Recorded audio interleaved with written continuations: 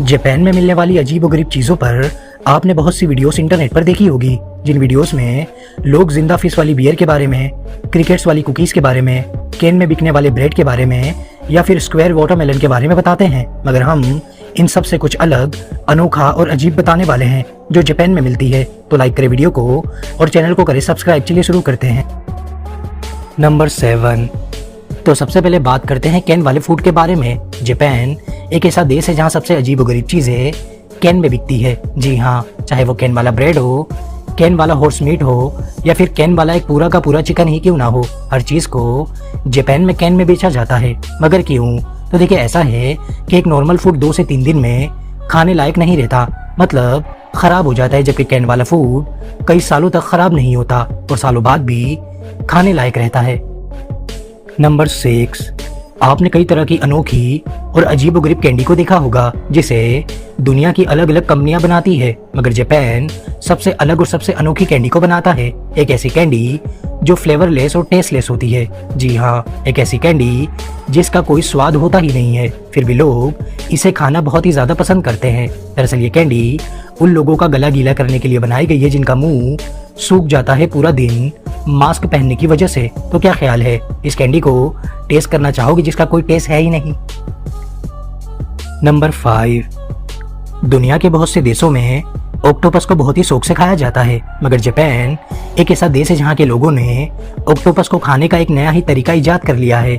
जी हाँ, जिस तरह से हमारे देश में डोसा को बनाया जाता है, उसी तरह जापान में एक पूरे के पूरे ऑक्टोपस को एक पेस्ट में मिलाकर मशीन में हाई टेम्परेचर पर बेक किया जाता है, जिसे ऑक्टोपस क्रैकर्स कहते हैं, जिसे जापान के लोग बतौर स्नैक्स खाना पसंद करते हैं। तो क्या ख्याल है, इसे खाना चाहोगे?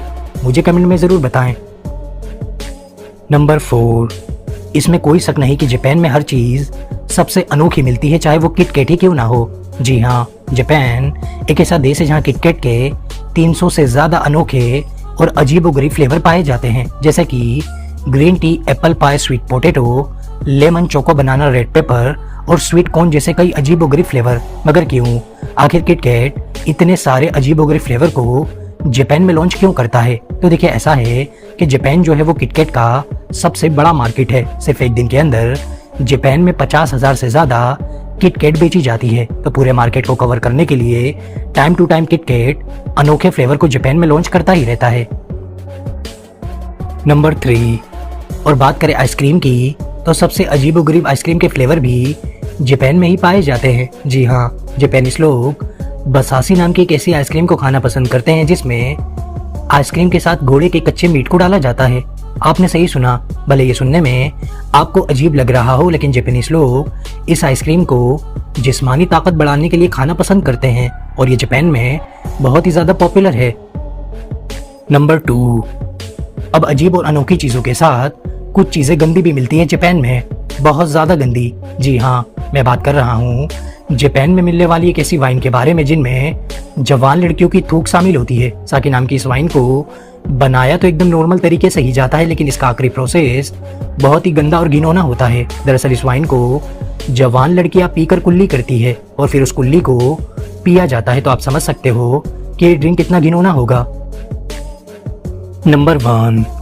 और क्या आपने कभी पिंक कलर की या फिर रेड कलर की या फिर दूध जैसी व्हाइट पेप्सी को देखा है? जी हाँ, जापान एक ऐसा देश है जहाँ के लोग हमेशा कुछ नया ट्राई करने के लिए हमेशा तैयार ही रहते हैं, इसलिए बड़ी बड़ी कंपनियां अपने नए फ्लेवर के एक्सपेरिमेंट को जापान में ही करती है, जैसे कि पेप्सी हर साल लिमिटेड एडिशन में अपने अजीबोगरीब और अनोखे फ्लेवर को जापान में लॉन्च करती है, वो भी कुछ ही वक्त के लिए। और अगर आप इन अनोखे फ्लेवर को ट्राई करना चाहते हो तो आपको जापान जाना पड़ेगा, क्योंकि बाहरी दुनिया के लिए ये फ्लेवर एग्जिस्ट ही नहीं करते, इन्हें सिर्फ जापान के लिए ही बनाया जाता है।